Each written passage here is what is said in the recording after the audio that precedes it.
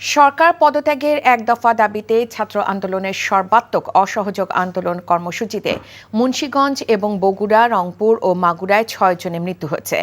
আন্দোলনকারীদের সঙ্গে আওয়ামী লীগ নেতাকর্মীদের সংঘর্ষে তারা নিহত হন। এছাড়া বিভিন্ন জেলায় শিক্ষার্থীদের সঙ্গে আওয়ামী লীগের নেতাকর্মীদের সংঘর্ষে আহত হয়েছেন শতাধিক।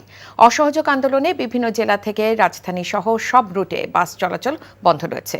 বিস্তারিত শকত করিমের ডেস্ক রিপোর্টে।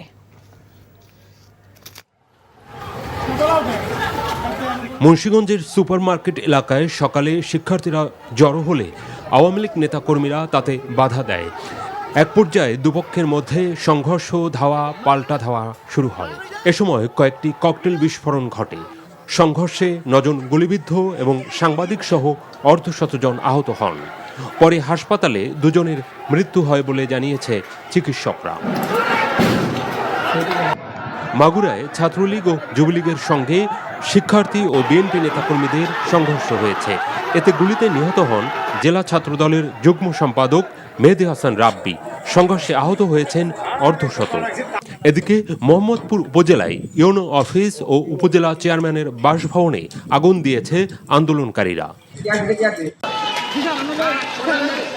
সিলেটে শিক্ষার্থীদের সঙ্গে পুলিশের দফায় দফায় সংঘর্ষ হয়েছে।